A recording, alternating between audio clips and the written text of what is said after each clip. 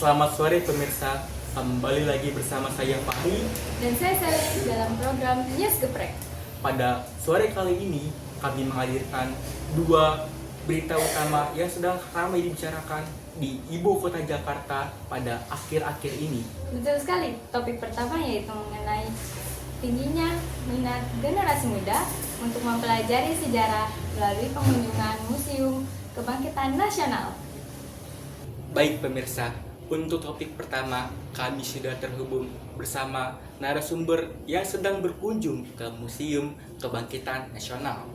Halo Sultan, apakah suara saya dapat terdengar dengan jelas? Selamat malam, terdengar dengan jelas. Oke Sultan, apakah Anda bisa memberikan alasan mengapa Anda mengunjungi museum tersebut? Alasan saya berkunjung ke museum ini adalah untuk mengetahui lebih jauh tentang sejarah perjuangan bangsa, terutama mengenai berdirinya Budi Utomo yang menjadi awal semangat kebangkitan nasional pada tahun 1908. Museum ini juga sangat informatif ya dan nyaman untuk dipelajari oleh generasi muda. Oke, terima kasih Sultan atas penjelasannya. Menurut Anda, apa manfaat terbesar setelah Anda mengunjungi museum tersebut?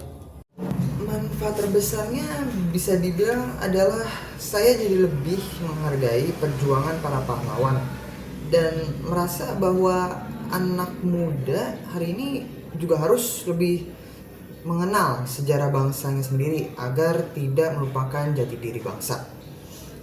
Baik, terima kasih banyak Sultan. Pemirsa, ternyata sangat inspiratif banget ya pendapatnya. Kami akan berlanjut ke narasumber berikutnya. Sekarang sudah terhubung bersama dengan Faras, juga sebagai pengunjung Museum Kebangkitan Nasional.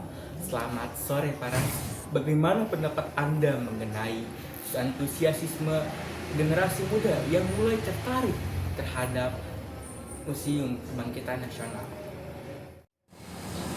Menurut saya perkembangan ini sangat baik. Banyak sekali anak muda zaman sekarang yang terlalu fokus kepada media sosial. Jadi dengan masuknya ke museum kita bisa lihat bagaimana proses terbentuknya bangsa ini. Baik, terima kasih Faras. Dan apa pesan Anda untuk anak muda mengenai pentingnya mempelajari sejarah Indonesia? Pesan saya jangan melupakan sejarah bangsa sendiri. Dengan mengingatnya sejarah, kita jadi memiliki rasa nasionalisme dan menghargai perjuangan para pahlawan. Baik, terima kasih banyak Faras pendapatnya. Atas pendapat pemirsa sangat menarik ya pembahasan topik yang Faras berikan. Pemirsa, kita langsung beralih ke topik kedua, yaitu ancaman nyata Jakarta tenggelam. Saat ini banyak wilayah pesisir yang mulai terdampak banjirnya air laut.